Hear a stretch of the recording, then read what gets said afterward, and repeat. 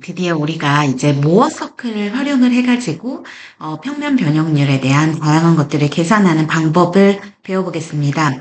물론 이제 우리가 배웠던 변형률 변환 방정식을 활용해서도 모든 것들을 계산해 줄 수 있지만 여전히 너무 수식도 복잡하고 어렵잖아요.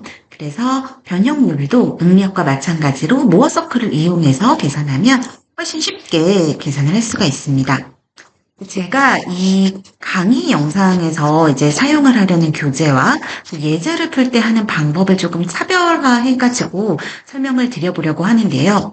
왜냐면은 정말 이 재료역학과 관련된 굉장히 다양한 교재들이 있고 또 그 교재들에 따라서 약간씩 방법이 다르기도 합니다. 그런데 여러분들이 이제 뭐가 맞는 거지라고 이렇게 고민하실 수도 있겠지만 본인만의 방법과 본인만의 기준을 세우신 다음에 그 기준대로 쭉 계산을 하시면 어떤 방법을 사용하시든지 정답을 구하실 수가 있으세요. 그래서 어쨌든 내가 처음으로 어떤 플러스 혹은 마이너스로 기준을 둔 어떤 그 방법을 그대로 가지고서 하나의 방법으로 계속 계산을 일괄적으로 하신다면 큰 문제가 없습니다. 너무 다양한 교재들에서 다양한 방법들을 얘기를 하고 있기 때문에 그것들에 너무 혼란을 느끼지 마시고 한 가지 방법을 정해서 그 기준대로 계산을 하시면 좋을 것 같아요. 그래서 이제 모어 서클로 이제 변형률을 자유자재를 구하는 방법을 배우려고 했는데 우리가 응력에서 했던 것과 매우 비슷하다. 그래가지고 변형률에서도 응력에서 적용했던 방법대로 모어 서클을 그릴 수가 있다. 그래서 수직 응력은 수직 변형률로 대치를 하면 되는데 단 한 가지만 다르다고 했죠. 여기에 전단 응력 자리에 2분의 전단 변형률. 전단 변형률이 우리가 항상 2분의 1이 붙어 있다 라고 하는 것만 어떤 교재에서든지 이거 똑같습니다. 그래서 요거를 잘 기억을 해주시는 게 중요합니다. 그럼 이제 모어 서클을 작도를 해볼게요. 모어 서클을 작도를 하려면은 우리가 중심과 반지름을 알아서 이렇게 원을 작도를 하는 방법도 있겠지만 또 한 가지는 원을 구성하는 두 개의 점을 구할 수가 있다면 그 두 점을 찍고 그 다음에 이렇게 또 원을 그릴 수도 있어요. 그래서 저희가 응력에서는 중심을 구한 다음에 반지름을 구하고 원을 작도하는 방법을 해봤기 때문에 이번에는 두 개의 점을 먼저 구하고 그 점을 통과하는 원을 그리는 방법. 그래서 이 두 점 사이의 이 직선이 결국에는 원의 지름이 되겠죠. 그런 방법을 한번 생각을 해보려고 합니다. 그런데요, 지금 제가 말씀드리는 방법에서는 중요한 것이 자, 당연히 X축은 우리가 응력에서도 수직 응력이었듯이 수직 변형률이고요. 그 다음에 Y축은 우리 응력에서도 전단 응력이 Y축이었죠. 여기서도 전단 변형률이 이제 그 Y축, 수직 방향의 축이 됩니다. 그런데 이때 그냥 전단 변형률이 아니라 당연히 수식에서 계속 2분의 감마, 2분의 1을 해줬기 때문에 전단 변형률의 2분의 1을 기준으로 우리가 Y축을, 이 수직축을 삼는다라는 것이 첫 번째로 중요한 점이고요. 그 다음에 이 방법에서는 변형률에서 양의 방향을 아래쪽으로 가져간다. 우리가 X축에서는 양의 방향을 오른쪽으로 가져가는 우리가 일반적으로 하는 방법대로 하는데요. 이 전단 변형률 같은 경우에는 Y축은요. 아래로 가는 걸 오히려 플러스로 놓고 위로 가는 것을 마이너스로 놓는 거꾸로 한다라는 이 두 가지 주의 포인트를 가지고서 모어 서클을 그려보도록 하겠습니다. 그래서 우리가 이제 좌표를 두 가지를 알게 되면은 이제 문제에 주어져 있는 좌표가 있을 거잖아요. 그러면은 당연히 문제에 주어진 좌표 측에서 입실론 x, 입실론 y, 감마 xy 요렇게 좌표가 주어져 있을 텐데 그것을 가지고서 이제 페어링을 잘 해가지고 두 개의 순서쌍을 표현을 할 수가 있습니다. 그래서 문제에 좌표 측에 주어져 있는 두 개의 그 순서쌍 입실론 x랑 감마를 하나 묶고 입실론 y랑 마이너스 감마를 묶는데 항상 중요한 것은 뭐다? 2분의 1을 이렇게 붙여줘야 된다는 거예요. 그렇게 해가지고 이렇게 두 개의 순서쌍, 두 개의 점을 잘 찍어주면 이 두 점을 통과하는 원을 그린다? 그러면 바로 모어 서클이 된다고 할 수가 있습니다. 그래서 이 문제에 주어진 이 좌표축 두 개의 데이터, 두 개의 순서쌍을 점 P와 Q라고 해서 요거를 지나는 요렇게 직선을 그리게 되면은 요게 바로 원을 이제 그 원의 직경이 되는 거죠. 지름이 되는 거죠.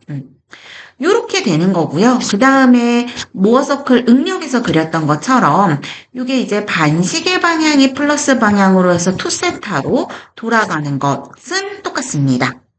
그래서 내가 원래 주어진 좌표축이 이렇게 있는데 2세타만큼 돌려가지고 새로운 좌표축을 이렇게 표시를 했다?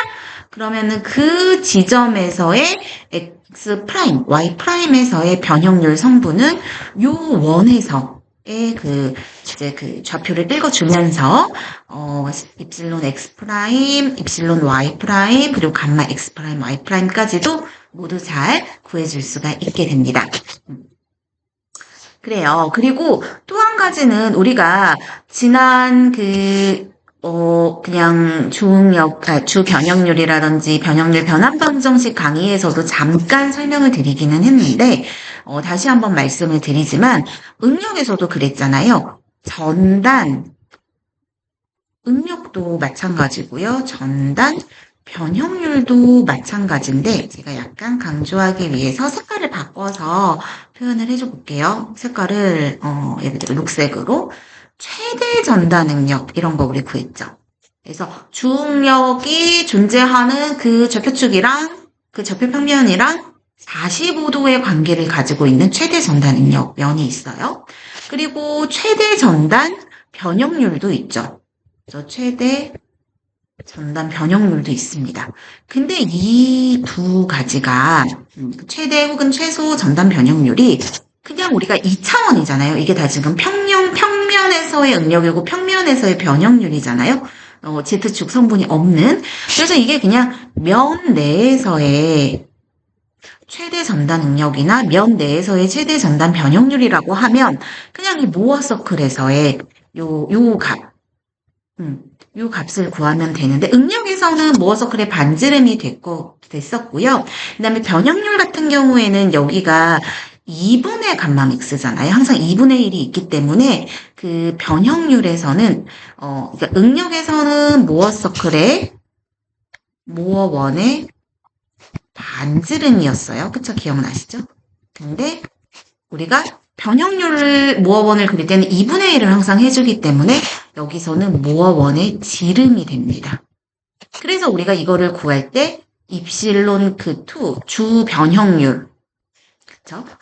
입실론 1에서 입실론 2를 사실 이게 절대값이기 때문에 어디서 어디를 빼든 마찬가지긴 하지만 이 주 변형률 사이의 차이 절대값 씌워준 이 값이 결국에는 최대 면의 전단 변형률이 되겠습니다.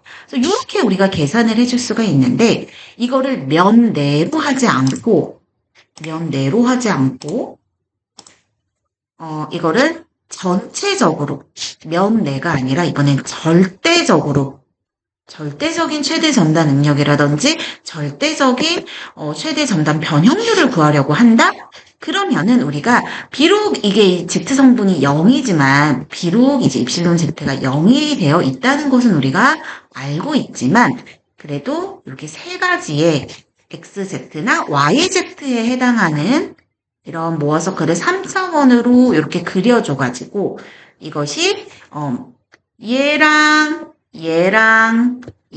결국에는 그 직경이 되는 것이 지금 이 첫 번째 원에서의 직경은 그냥 입실론 2가 되죠. 그 다음에 이 커다란 원의 직경은 입실론 1이 되죠. 이렇게 각각의 주응력에 대해서도 이렇게 직경을 구하면 그 세 가지 좌표 평면 이제 XY 평면, YZ 평면, XZ 평면 요 세 가지 좌표 평면에서의 각각의 그 면 내에서 각각 면에서의 최대 전단 변형률을 구할 수가 있고 이것들을 상호 비교를 했을 때 이 중에서 제일 큰 거 요런 경우에는 입실론 1이 가장 클 거예요. 근데 예를 들어서 어떤 이제 좌표 평면이 있는데 예를 들어 주 변형률이 하나는 마이너스고 하나는 플러스예요. 그런 경우에는 사실은 입실론 1이나 입실론 2보다는 이 전체 요 값이 더 크겠죠. 전체 1이 더 그러니까 입실론 2에서 입실론 1을 뺀 것의 그 지름이 제일 크겠죠. 그래서 뭐가 제일 클지는 이제 해봐야 아는데 이 세 가지 중에 제일 큰 값, 그것이 절대적인 모든 그 평면상에서의 최고의 그 최대 전단 변형률이 된다. 그래서 면 내에서의 최대 전단 변형률과 면 내 이거랑 절대에서의 전단 변형률을 따로따로 구해줄 수가 있습니다. 이 부분을 다시 한번 좀 설명을 다시 한번 드리고 넘어갈게요. 그래서 이제 이 부분 이제 다 이야기가 됐고요.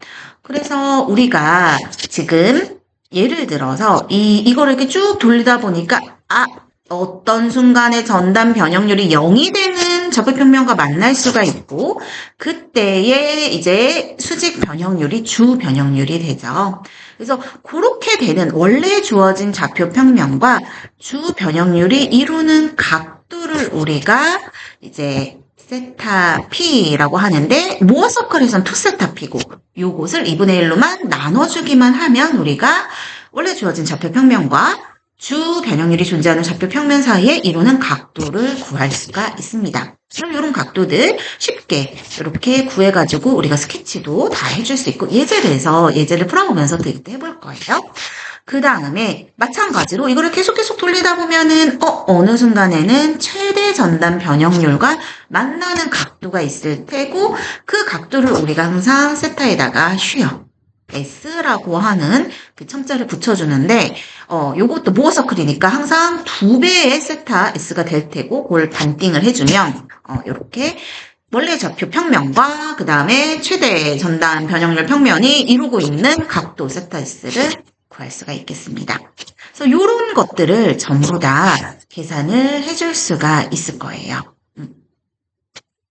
항상 말씀드리지만 우리가 아래쪽이 양의 방향이기 때문에 요렇게 지금 아래쪽에 있는 것이 플러스가 됐고 지금 같은 경우에는 사실은 이 P'에 해당하는 요것이 이제 여기가 오히려 최소가 되고 Q'에 해당하는 여기가 이제 최대가 되겠죠. 왜냐면 아래가 플러스니까. 그래서 그런 부분들 잘 헷갈리지 않도록 그래서 나만의 어떤 기준대로 나만의 한 가지 방법대로 문제를 쭉 풀어보시면 될 거예요. 저는 여러분들을 위해서 조금 다양한 방법으로 이런 방법으로도 풀어보는 거 저런 방법으로도 풀어보는 것들 말씀드리고 있지만 그중에서 마음에 드는 거 한 가지를 선택하셔서 푸시면 됩니다. 그래서 우리 또 예제에서 만나볼게요.